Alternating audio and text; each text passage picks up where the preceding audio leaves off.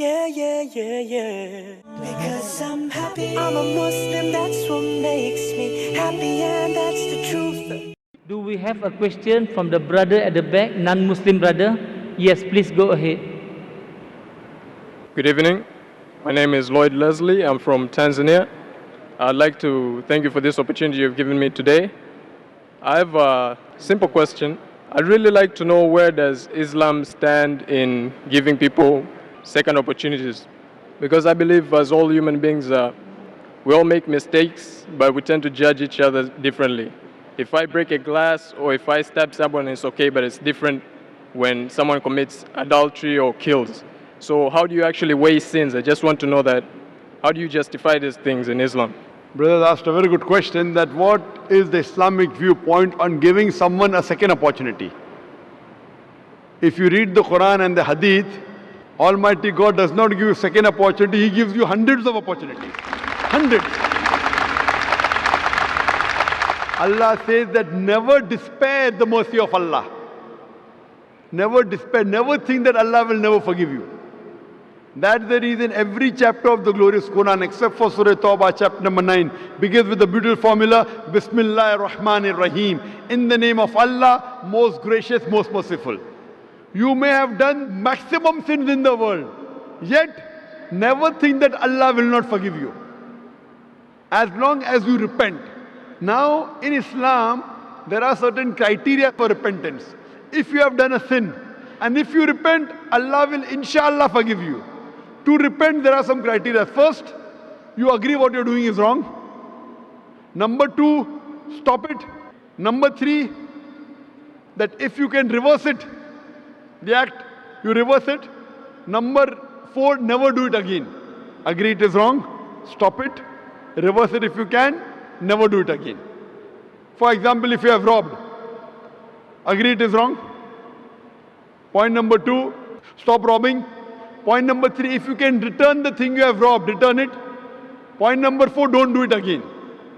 If you have done adultery, for example, agree it is wrong, stop it, ask for forgiveness, you can't undo it. Ask for forgiveness, don't do it again. What about capital punishment? How do you explain? Brother, that's a very good question. How do you explain the capital punishment? If someone has done adultery, what is the capital punishment? In Islam, capital punishment is there if there are 4 witnesses. In Islam, if someone does adultery and if you have 4 witnesses, then the person who has done adultery is supposed to be put to death. For your information, let me tell you that in the life history of Prophet Muhammad and the Sahabas, there were only couple of people who were put to death, those who themselves wanted to be put to death. They themselves told the Prophet, I have done adultery. Prophet said, go away. Again the lady came. The Prophet said, when the child is born, come to me. The Prophet kept on evading, but she insisted. Then when she insisted, then the Prophet said, okay, stone her to death. And when she died, one of the Muslims cursed her. So the Prophet said, the forgiveness that she has asked for, even if you distribute in the whole city of Medina, yet it will be more. That means she wanted to be punished so that she will go to Jannah. There is not a single case in the hadith of Muhammad sallallahu alaihi wasallam where a person was put to death because of 4 witnesses. There were few cases, all of them volunteered to be killed. That means even today, even in Saudi Arabia, I don't know of any case where a person is put to death because of adultery, because of 4 witnesses. Unless the person himself or herself comes and tells, I have done adultery, put me to death. That means don't do adultery in public. It's a big sin. It's a major sin. It's the 10th major sin in Islam.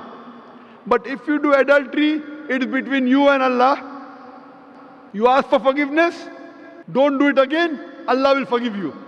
Again you do adultery, again ask for forgiveness, and you repent, Allah will forgive you.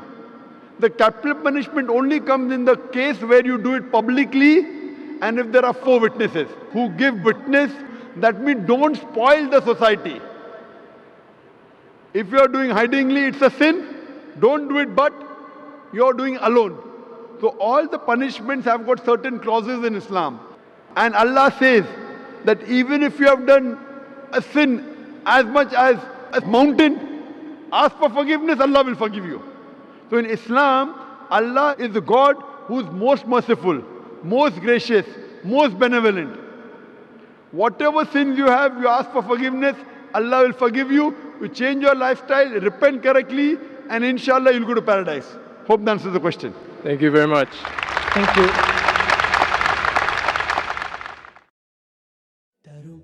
Let me tell you about my happiness.